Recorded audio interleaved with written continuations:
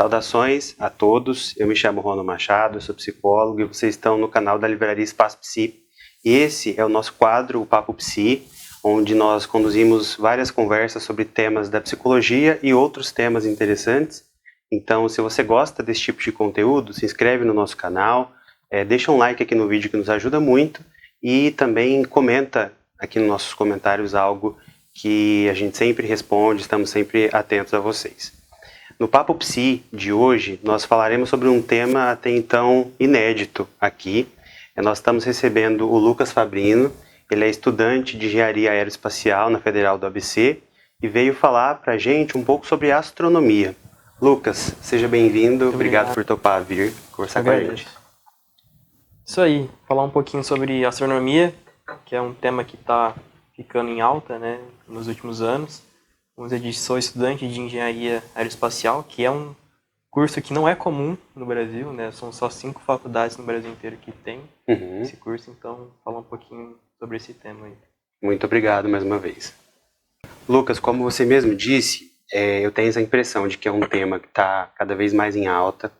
Eu percebo no meu YouTube, por exemplo, assim, que de repente começaram a aparecer vários vídeos e pessoas falando sobre, e é uma coisa que eu me sinto muito curioso, imagino que muita gente também. Como é que você entende essa alta do tema? Por que parece que o interesse cresceu tanto?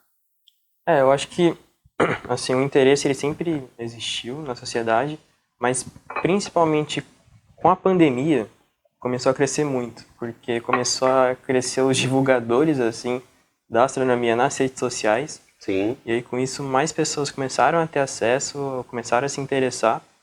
Então, começou a, de fato, ter essa divulgação maior na sociedade, que era algo que antes não existia muito e poucas pessoas se interessavam.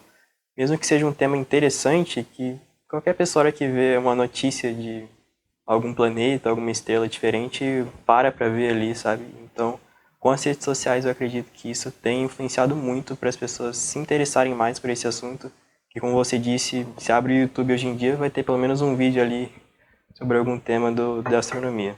Sim, sim. A impressão que eu tenho é essa, e isso que você está dizendo me faz pensar que acho que as pessoas elas têm como acessar mais esse tipo de conteúdo, né? Diferente diante da internet, por exemplo, que era tudo muito limitado. Então, você percebe que as pessoas que falam sobre o tema estão sendo mais acessadas, estão sendo mais vistas. A astronomia, assim, é uma ciência complicada. Não é só o telescópio que se aponta para o céu e vê um planeta. Então, a astronomia, de fato, ela é uma ciência um pouco mais chata, vamos dizer assim.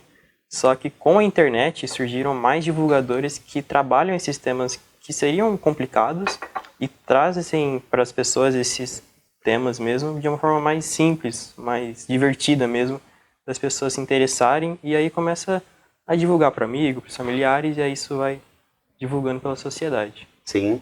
E você percebe isso, por exemplo, se você está numa roda de pessoas, alguém descobre o que você faz. É muito óbvio esse interesse, essa curiosidade. Eu pego como exemplo a minha avó. Sim. Que a minha avó já é uma pessoa mais de idade, aí quando ela manda alguma coisa pra mim, no WhatsApp mesmo de astronomia, eu falo, pô, tá chegando mesmo numa grande parte da sociedade, porque ela não é uma pessoa que fica o dia inteiro ali na rede social e tudo.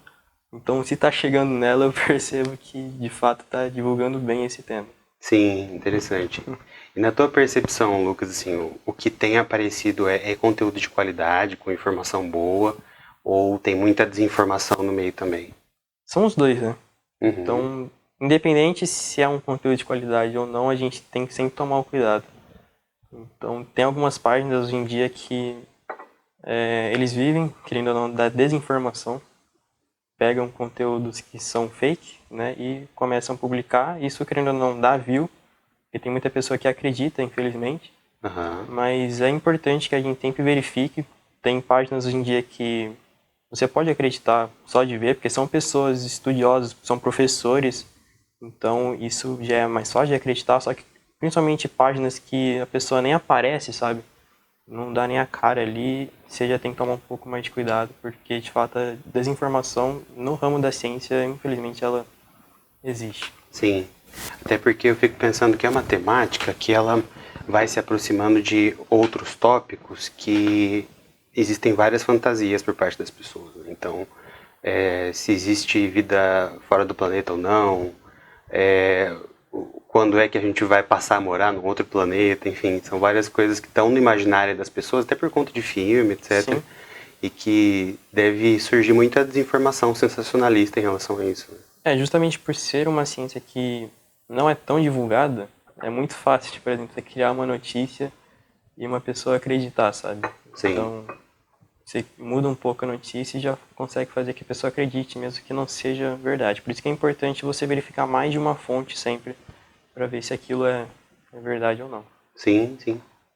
E Lucas, você disse que aqui no Brasil, por exemplo, são 5 faculdades que têm esse curso, é isso? Isso, são poucas faculdades mesmo. Sim. E aí eu fiquei curioso, assim, como é que foi a tua trajetória em relação a isso? Como que foi essa decisão? Sim, isso está totalmente alinhado com o que eu disse da pandemia, né? Então, na pandemia eu estava em casa, vídeo no YouTube, quando de repente eu cliquei numa aba do YouTube que foi parar numa live de lançamento de foguete. Sim. Do Sérgio Sacani, do Space Today, que hoje em dia muitas pessoas conhecem ele de fato, é o maior divulgador da astronomia no país. Então, esse vídeo em específico, eu cliquei nele, acho que foi maio de 2020, na pandemia. E aí, inclusive, esse lançamento, ele veio de um adiamento. Então, era para ter lançado antes, aí adiou e eu consegui clicar nele nesse dia. Sim. E aí, a partir desse dia, eu nunca mais parei, assim, de acompanhar lançamento de foguete, de estudar sobre astronomia. No mesmo ano, na pandemia, eu comecei a estudar para as Olimpíadas, que eu participei da Olimpíada de Astronomia brasileira. Consegui o ouro nela, na primeira edição que eu participei. Sim. E aí, a partir disso, eu fui cada vez estudando mais, a minha paixão pela astronomia, pela engenharia aeroespacial foi aumentando cada vez mais. E tô aqui. Sim. E naquela época você ainda não era estudante? Você ainda não cursava o curso? Não, isso foi no 9º ano. Ah, sim. Estava no último ano do ensino fundamental. Sim. E aí, eu participei dessa Olimpíada, comecei a estudar. Aí, no mesmo ano, eu criei a minha página no Instagram, que o canal foi no ano seguinte, mas a página foi já nesse ano. E aí, como eu tava com tempo na pandemia, aí Sim. foi o ano que eu comecei, de fato, a estudar mais sobre isso e a divulgar mais.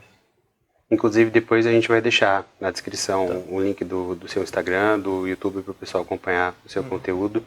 Mas sobre a Olimpíada, eu não conheço nada a respeito da Olimpíada de Astronomia. Lucas, você pode contar pra gente como é que funciona? Isso. Essa Olimpíada em específico, ela chama OBA, que é a Olimpíada Brasileira de Astronomia e Astronáutica.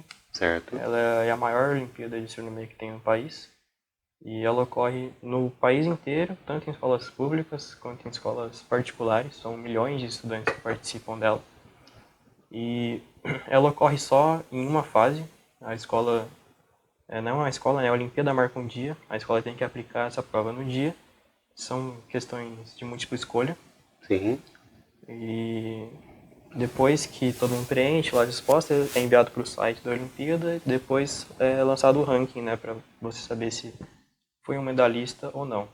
Mas por ser a maior Olimpíada de astronomia do país, ela dá direito depois da gente participar, por exemplo, de uma seletiva para entrar na seleção brasileira de astronomia. Interessante. Muito pouca gente sabe que existe isso, mas existe uma seleção brasileira de astronomia. Sim. Que são pessoas, são jovens que participam de Olimpíadas internacionais. Então eu tive oportunidade, por exemplo, de participar dessa seletiva. Não cheguei a entrar de fato na seleção, mas passei por 2 fases. São 3, 4 fases no total, sendo que as 2 últimas ocorrem, por exemplo, lá no Rio de Janeiro, numa cidade que se chama Barra do Piraí, uma cidade bem do interior do Rio lá. E é tudo pago, assim, hotel de luxo, assim, sabe, na fazenda, muito bom mesmo. Interessante. Quando você para analisar as Olimpíadas, são oportunidades que você nem imagina que você vai ter. Sabe? Então essa do hotel, por exemplo, é uma.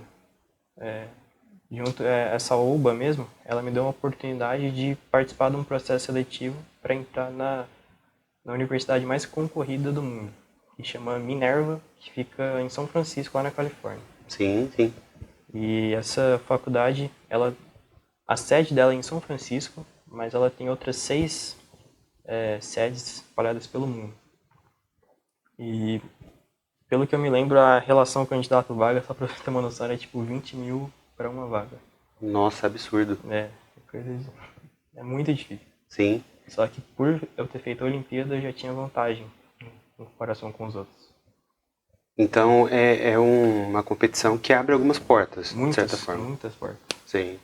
Tanto que no meu terceiro ano do ensino médio, a Unesp me chamou para fazer parte do curso de Engenharia Aeronáutica por conta dessa minha medalha na UBA. Uhum. Não só a UBA abre essas portas, como todas as outras Olimpíadas, mas a UBA, por ser maior no Brasil do ramo de astronomia, ela tem um peso maior.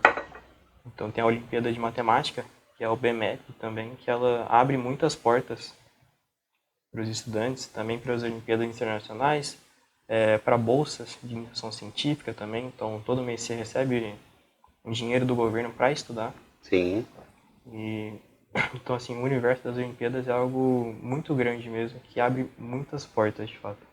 Bem, você está contando um pouco da tua história com as Olimpíadas e eu fiquei pensando, Lucas, que de fato é algo, né, que às vezes o público geral não conhece, não sabe que existe, eu mesmo não sabia que existia. E até para, se alguém que está nos assistindo e tem interesse ou conhece alguém que tem interesse, o que é que você entende que é importante se interessar para o curso que você está hoje? Assim, quais são os temas e as disciplinas que a pessoa precisa gostar e ter uma afeição para se dar bem? Bom, no geral, a gente fala que é exatas, né? Uhum. Mas porque o curso em si é por exatas, é matemática, física e química. Sim. Esses três pilares aí. Mas é muito importante para quem quer entrar no curso de engenharia espacial que curta principalmente foguete e avião. Então a gente estuda muito sobre avião porque muita coisa que a gente vê na engenharia do avião a gente aplica no foguete também. Sim. Então, enquanto o avião ele vai na horizontal, o foguete ele vai na vertical, né? Então, é muita coisa parecida entre os dois. Então, é importante que a pessoa tenha esse conhecimento de que ela vai ver isso durante o curso. Então, se ela acaba sendo um tema que ela não curte muito, vai ser um curso forçado, assim, sabe? Sim. Que ela não vai curtir tanto. Tem que estar bem disposto para lidar com exatas, então. Sim, bastante. Sim, entendi. Que eu imagino que deve ser algo que você gosta. Sim. Uhum. E para os psicólogos não é um tema muito fácil. Mas que interessante. E você está há quanto tempo no curso? Sim, eu entrei ano passado. Sim. Na UFBC, a gente começa o curso no meio do ano, em junho. Então, entrei em junho do ano passado e agora vai completar um ano de curso. Sim, sim. E bem, uma das coisas que nós gostaríamos de falar hoje, Lucas, é a respeito do projeto que você faz parte e que tem tomado proporções bem grandes, né? Você pode contar um pouco pra gente dessa história? Isso, logo quando eu entrei na faculdade, eu já participei de um processo seletivo para entrar na equipe de foguete da faculdade. Então, basicamente todas as faculdades que têm o curso de engenharia aeroespacial acabam tendo também uma equipe de produção de foguetes. Sim. De foguete modelismo, né, que a gente chama. E a equipe da UFBC, que é conhecida como UFBC Rocket Design, é a primeira equipe de foguete modelismo do país e também a maior. Hoje em dia a gente conta com mais de 150 membros na equipe.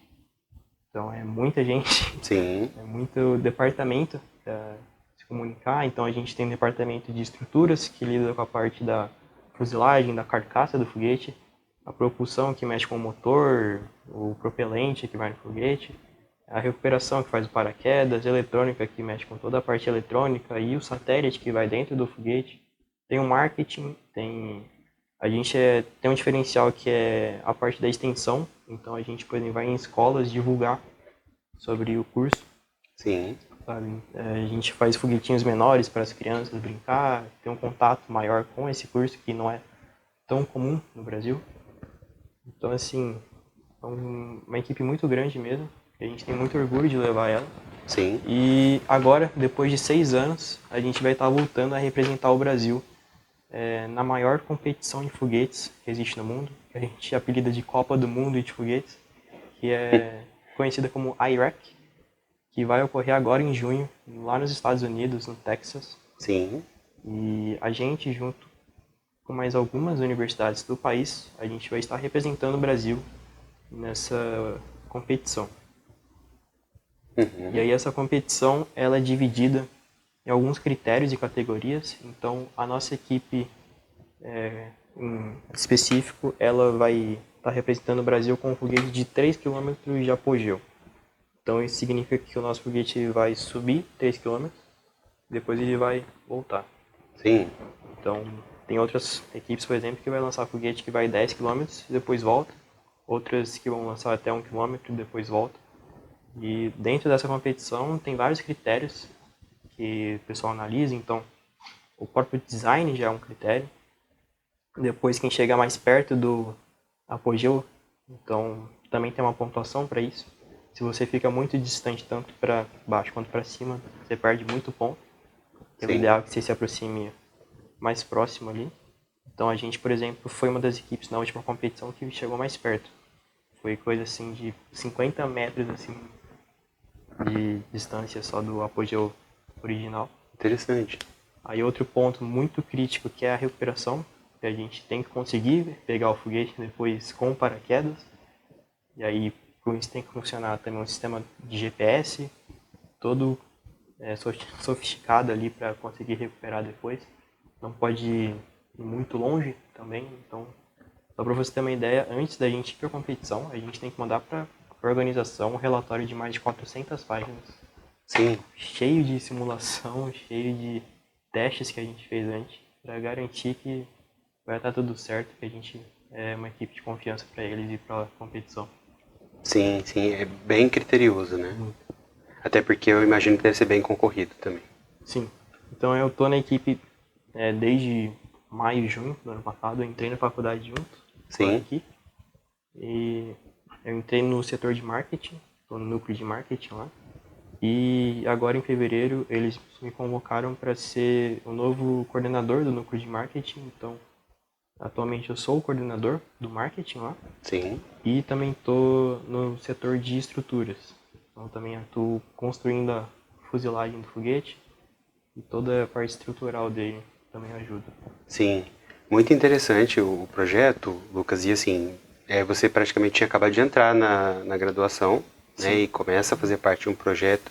E é um projeto que tem esse impacto grande, porque já vai fazer parte de uma competição que ela é bastante importante, né? Eu queria saber como que é a experiência para você de fazer parte disso, de repente estar em algo que envolve tanta responsabilidade, tanto critério, tantos documentos. É uma responsabilidade muito grande, né? Eu tenho só 19 anos, querendo ou não, então tem muita gente na equipe que, por exemplo, tem 25, 26 anos. Pode parecer uma diferença pequena, mas na nossa idade, assim, 6, 7 anos faz muita diferença. Parece que é um salto absurdo. Sim. Eu sou um dos mais novos que vai estar indo para essa competição da equipe. Então, assim, mas é uma oportunidade muito boa, tanto pessoalmente quanto no curso que eu estou fazendo. Então, não é todo mundo que tem essa oportunidade. Então, você ter que gerir essa parte de documento que você falou, começa desde um visto para conseguir ir para os Estados Unidos, até a documentação para você alugar um hotel, alugar uma casa lá. Então, isso é bem complexo. Parece que não, mas é muito detalhezinho que vai surgindo ali. Você tem que saber gerir. Então, eu também sou coordenador de marketing, então até agora de tarde eu estava acabando de fazer uma atividade lá com o pessoal para divulgar no Instagram da equipe. Sim. Quarta-feira agora vai ter uma reunião hiper complexa, porque a gente tem que entregar um vídeo para a competição extremamente produzido, sabe, bem profissional mesmo, que faz parte da avaliação também. Então tem mais esse critério da competição. E assim, além do próprio foguete, tem outra responsabilidade que é o satélite que vai dentro. Então, o nosso satélite, por exemplo, ele é uma parceria com a Embrapa, aqui do Brasil. A gente vai estar levando pequenas mudas de planta para estudar qual que é o efeito que tem o impacto da força do foguete na hora do lançamento e depois na volta, porque eles estão com uma parceria com a NASA para levar plantas para a Lua. Sim. Então, a gente vai estar contribuindo com eles para fazer esse estudo no que varia ali na planta, nas mudinhas, para saber se é viável ou não levar mudas para a Lua para a gente pensar colonizar a Lua, fazer base na Lua no futuro não tão distante. Sim, sim. Sabe que é interessante te ouvir porque você falou, por exemplo, essa questão, né, das mudas na Lua e da base, enfim, eu ouço isso e eu, na minha ignorância, ouço isso como uma coisa muito distante, assim, sabe? Como se fosse ficção científica. Sim. Mas é teu objeto de estudo, né? Eu acho que deve ser uma realidade muito mais próxima. Acho não, com certeza deve ser muito mais próximo para vocês. Mas eu ouço um pouco, né, nesse sentido, assim, de parecer uma coisa de filme, sabe? Mas eu tô entendendo, Lucas, que é tudo bastante burocrático, criterioso, burocrático e imagino que muito custoso também. Não só no esforço de vocês, mas também no esforço financeiro. Como que é a questão do financiamento disso tudo? Sim, a nossa equipe em si, ela vive de doações, basicamente, né? Então os próprios membros, todo mês a gente doa um dinheirinho lá e tem os patrocinadores também, né? Então é um projeto que ainda não muito caro, parece que pode ser barato produzir um foguete, mas não é barato, sabe? Se você pega como comparação equipes da Europa, que são assim, no alto nível do foguete modelismo, tem equipes lá que gastam 500 mil reais para fazer um foguete, sabe? Os caras têm até helicóptero para recuperar o foguete, sabe? Outro nível, a gente é uma equipe brasileira, bem mais compacta em sentido de gastos, a gente tenta enxugar o máximo possível para fazer o melhor desempenho com o que a gente tem direito. Sim. Mas, assim, quem quiser também apoiar, tem no Instagram, né, o FBC Rocket Design no Instagram, tem a nossa vaquinha. Quem quiser entrar em contato também para ser algum patrocinador, para apoiar o projeto também, as portas estão abertas sempre. Sim. Sempre importante ter esse apoio. No Brasil a gente sabe que não é uma área tão apoiada, justamente por ser algo que está começando agora, está engatinhando, sabe? Então o pessoal às vezes não vê com bons olhos isso, mas é um setor extremamente importante para o Brasil, sabe? Então você pega, por exemplo, um dos maiores, principais setores do Brasil, que é o setor agrícola. É difícil você pegar uma fazenda de ponta no Brasil hoje em dia que não tem, por exemplo, um trator sincronizado com GPS, sabe? Um Sim. satélite. Ou uma plantação que não tem um estudo de solo de satélite. Por exemplo, essa tecnologia de analisar o solo do espaço é uma tecnologia que vem de Marte. A gente enviou um satélite para Marte que consegue dar órbita, analisar, por exemplo, o relevo, a composição do solo. Então, tem muita tecnologia que a gente investe que é aplicada no setor agrícola, por exemplo, sabe? Sim, sim. Então, infelizmente a gente não tem esse apoio, mas a gente vai lidando com isso, sabe? A gente faz o que é possível. Sim, eu acho que no nosso país tudo é muito desafiador em relação a isso, né? Então, eu imagino que não deve ser barato nem a produção do projeto, nem também todo o trâmite que envolve, de, por exemplo, ir lá para os Estados Unidos e participar. Então, a gente vai deixar o link também aqui da vaquinha para quem quiser ajudar, porque é um baita de um projeto e muito merecedor, né? Assim, representa algo muito importante, de fato, Lucas. E a gente pode disponibilizar aqui no nosso vídeo algum vídeo mostrando o projeto de vocês? Sim, com certeza. Acho que seria interessante ver o foguete, ver como é, ver como funciona. Então a gente vai deixar rolando aqui nesse trechinho da conversa para o pessoal ver como é. Tá certo. Que aí tem até um vídeo interessante que é do nosso teste estático. O teste estático, para quem não sabe, a gente aponta o motor para o chão e aí no chão tem uma espécie de balança que ela é pressionada. Então, quando o motor ele é acionado, ele faz uma pressão contra o solo. Sim. E a partir dessa pressão a gente consegue medir a força que o motor tem. Desculpa. Mas aí, com esses dados, a gente manda para a competição, eles dão a aprovação que o motor está bom. Sim. Então, até com essa pressão a gente analisa tanto a força quanto a pressão do motor também. Então, é um teste bem bacana para colocar aqui, que as imagens são show, assim. A gente fez vários ângulos, assim, dá para ver bem. A gente vai deixar rolando, então.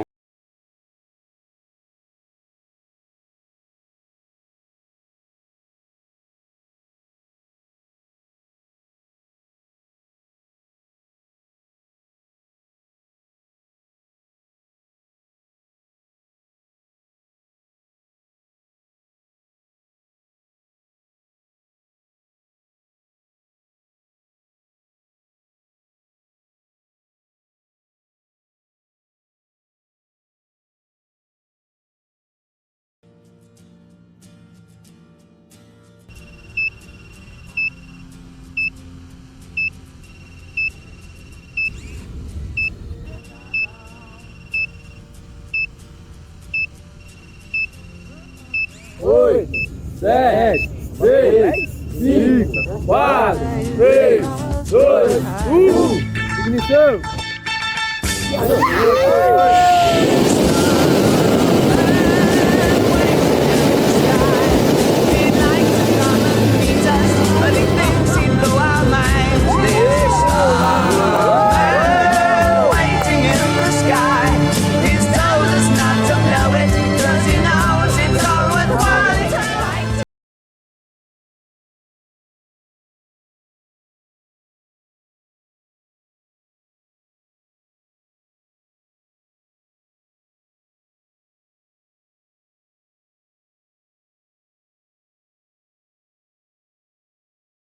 Esse é um tema que, historicamente, ele sempre, acho que nos últimos 100 anos, né, ele foi se mostrando importante até num cenário político, num cenário bélico, a questão da corrida espacial, enfim.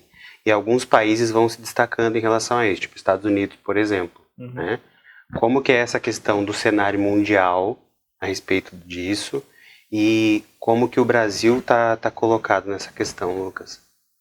O Brasil é como se ele tivesse parado no tempo.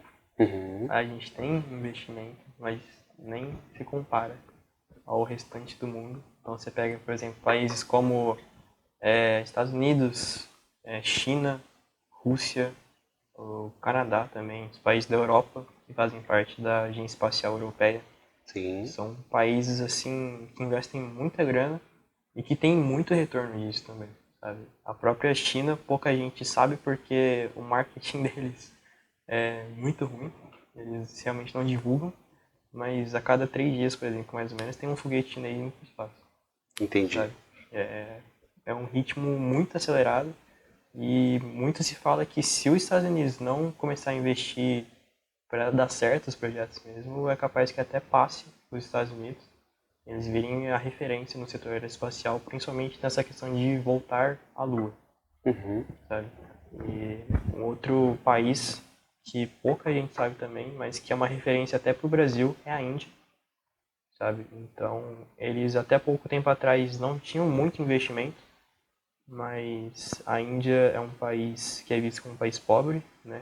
Então tem problemas como água não potável, o pessoal bebe, problema de fome também, e eles viram o setor aeroespacial como uma das saídas para tentar começar a solucionar esses problemas, investindo em produção de foguete, satélite, para monitorar melhor, para ter um sistema de água potável mais bem distribuído. Com a tecnologia espacial você consegue isso, você tem plantações melhores, com produção escalonáveis ali, que você consegue produzir cada vez mais, uma qualidade muito melhor, distribuir esse alimento para a população. Então, eles são uma referência mesmo, são um dos melhores países no setor aeroespacial.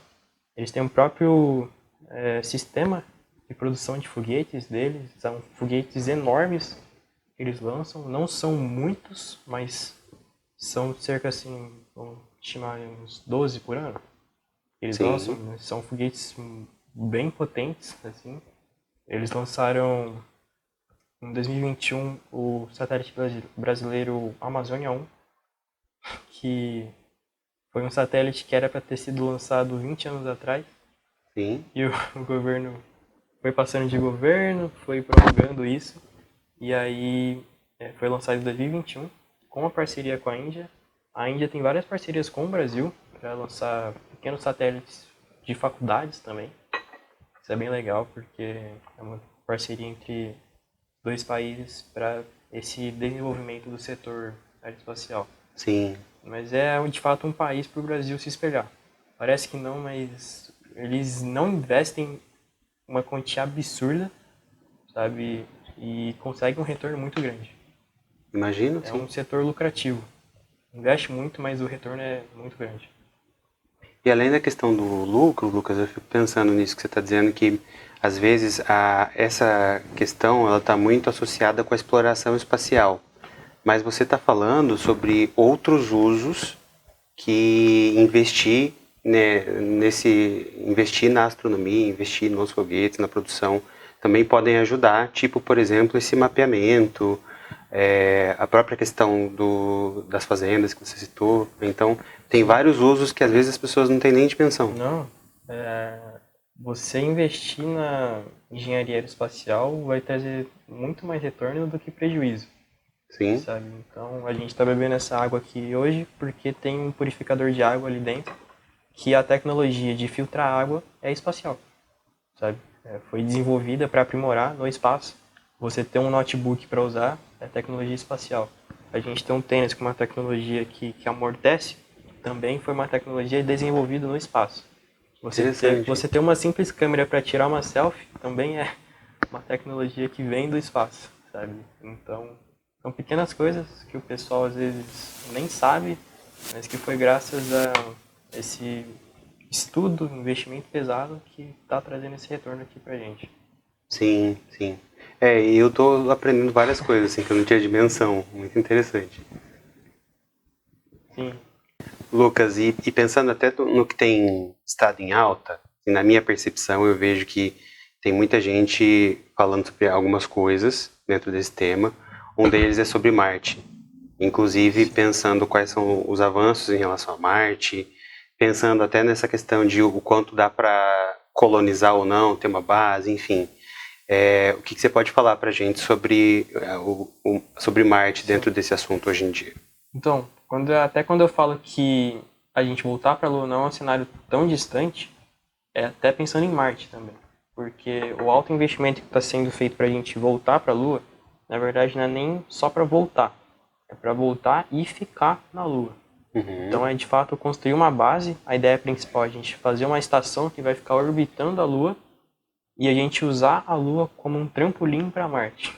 Sim. Então a gente faria meio que um posto de combustível na Lua para lançar um foguete, ele vai até a Lua, abastece novamente e aí ele é lançado da Lua para Marte. Porque quando você lança algo da Lua, a gravidade lá é ridícula, então você pula, você salta sei lá quantos metros.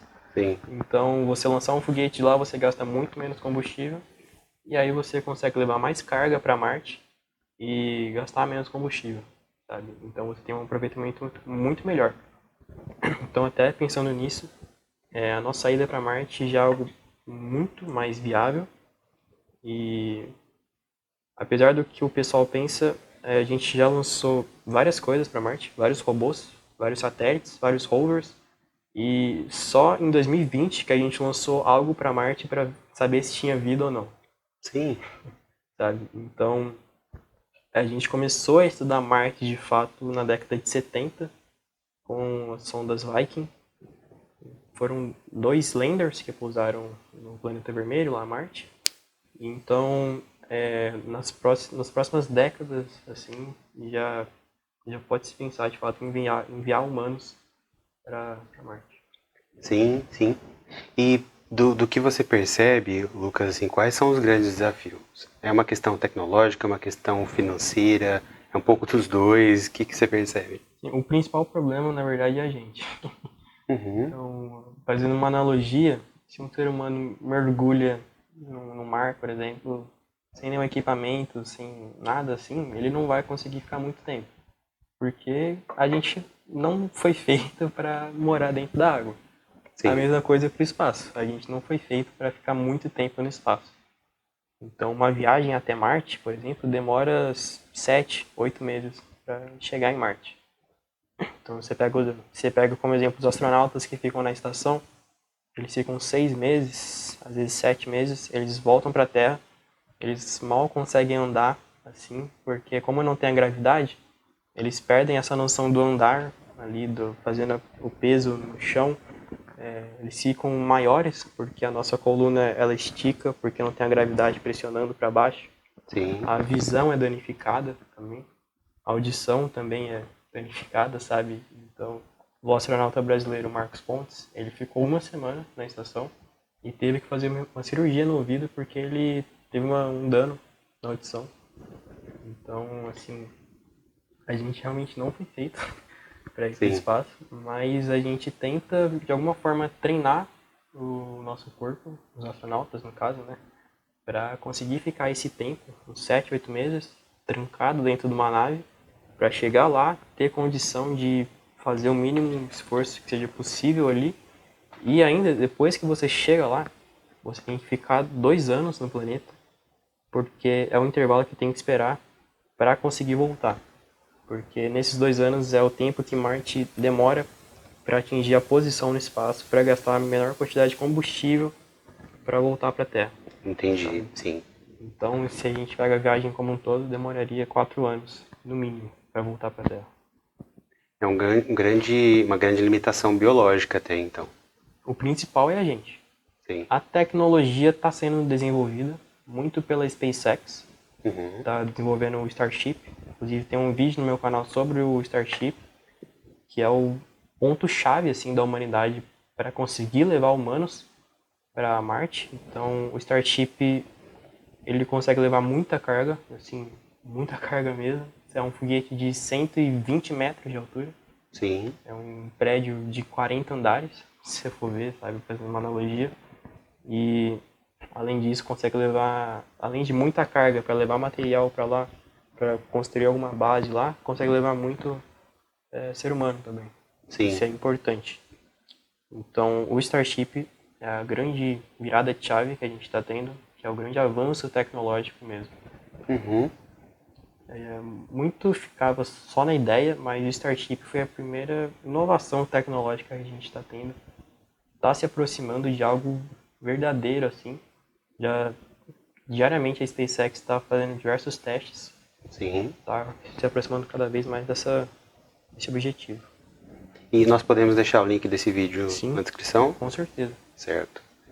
Mas eu fico pensando, assim, olhando a minha parte, né, enquanto psicólogo, o quanto também deve ser complexo viver essa experiência de ficar meses ou anos isolado numa missão específica, no espaço, vivendo uma vida completamente diferente da vida que você está habituado.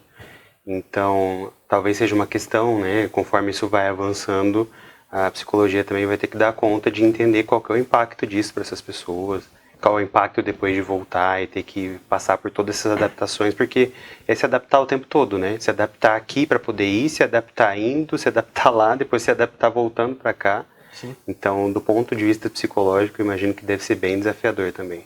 E fora a questão psicológica de você ficar metade da viagem trancado Sim. num lugar que você olha para tudo, qualquer canto é preto no espaço. Você não pode nem abrir uma janela para, sabe, respirar um ar puro, porque, né, tá no espaço. E a questão da saudade, né? Todo ser humano tem, por mais que os astronautas são treinados para isso. Você ficava quase 1 ano longe da família, de amigos ali, tendo que conviver todo dia com as mesmas pessoas ali, sabe? É algo realmente desafiador. Sim. Só a sua descrição já me pareceu muito claustrofóbico.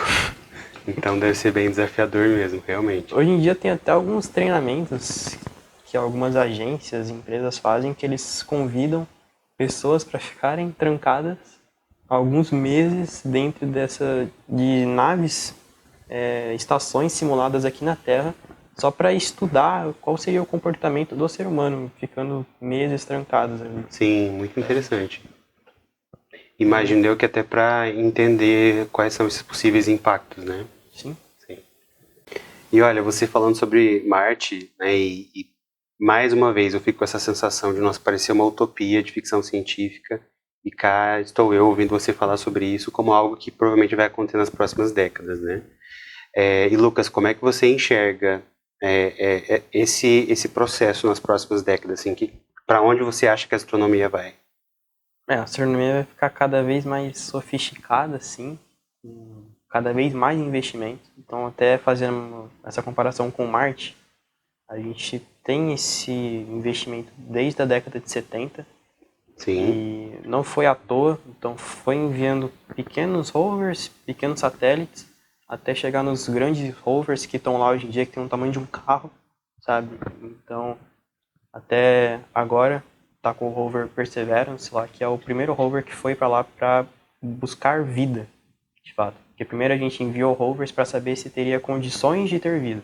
Sim. Agora a gente comprovou que teria condições para ter vida, então A gente sabe que teve água no passado em Marte, que teve uma atmosfera propícia para ter a vida em Marte, que Marte tinha atividades vulcânicas no passado, que é muito propício para desenvolver plantas ali, um solo muito fértil. Então, até analisando isso, a gente percebe que se seguir como está sendo divulgado, todos os estudos que estão sendo feito em Marte, a tendência é que muito próximo, assim, nos próximos anos, as agências que estão explorando Marte nos divulguem que no passado teve vida em Marte. Sim. Porque talvez não vida inteligente, como um ser humano, mas vida microbiana é muito provável. Porque todas as condições que a gente vê aqui na Terra, a gente está comprovando em Marte. Que foi num passado distante, bilhões de anos atrás, mas que segue o mesmo roteiro da Terra, sabe? Sim, sim. E tendo cada vez mais telescópios tecnológicos, tanto aqui na Terra quanto no espaço, satélites cada vez mais tecnológicos também, a tendência é que a gente comece a descobrir cada vez mais coisas no espaço que a gente nunca imaginaria que ia descobrir. Não, sabe, é algo, vamos achar vida, mas Sim. novidades mesmo, sabe? Então a tendência é que a gente tenha um desenvolvimento cada vez maior. Sim, interessante. Então, é uma projeção otimista Sim. em relação ao futuro. Com certeza. Sim. E até agora tem muito mais empresa nesse setor também. Eu acompanho diariamente isso e a gente percebe... Antigamente eu via que era muito só as agências, tipo NASA, Agência Espacial Europeia, ou Agência Espacial da Rússia. Agora a gente está tendo, por exemplo, alto investimento da Coreia do Sul, sabe? Sim. Com empresas, inclusive empresas lançando foguete aqui do Brasil. Que tem a InSpace, que está lançando foguetes do Brasil. E então tem muito mais empresa, e isso facilita ainda mais o desenvolvimento, porque não depende tanto de um capital do governo. Então, o investimento privado, isso acelera ainda mais, né, esse desenvolvimento. Sim. É interessante ouvir e imaginar tudo isso também, até porque, como eu disse, né, acho que são coisas que o público geral às vezes nem imagina e que está acontecendo e que está mais próximo, né, e sempre a gente tem essa relação de algumas coisas que às vezes aparecem em filmes e que falam sobre o futuro e de repente a gente chega lá. Se a gente pega De Volta para o Futuro, por exemplo, e assiste hoje em dia, várias coisas que mostraram no futuro ali acabaram se concretizando de fato. Então, tem essa relação interessante entre a arte e depois o que acontece, sim, a ciência acompanhando, enfim. E foi muito informativo te ouvir e interessante também, Lucas. Agradeço pela tua disposição para vir aqui falar com a gente. A gente está gravando num feriado, né? Mas foi muito bom. E pelo Espaço Psi, nós queríamos te presentear como agradecimento de ter vindo aqui falar com a gente. Agradeço muito. Eu adoro falar sobre esse tema. Sim. Acaba que aqui fica um papo um pouco curto em relação a que a gente poderia ficar horas aqui falando. Então, eu agradeço pelo presente também. E até convido o pessoal para quem quiser acompanhar mais conteúdo, saber um pouco mais. Tem a minha página também, né? Sim. Que é O Espaço da Astronomia, tanto no Instagram quanto no YouTube. Então lá eu tenho vídeos mais longos, que a gente fala mais sobre isso. Faço lives lá também, sobre o lançamento de foguete. Faço os vídeos curtos no Instagram também. Então é uma forma do pessoal ficar mais informado, com conteúdo de qualidade. Sim. Até aquela questão que você falou de desinformação. Então lá eu garanto que não vai ter essa questão da desinformação. Porque eu verifico N vezes antes de publicar alguma coisa lá. Então tem uma rede de contato também absurda, que consigo ter informações antes, sabe, de pessoal que trabalha ali na área, e então tem essa exclusividade também. Agradeço bastante pela oportunidade.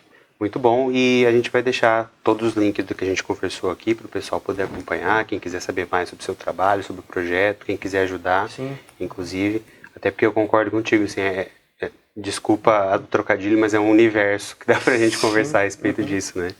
Então, mais uma vez, muito obrigado, Lucas. Eu agradeço.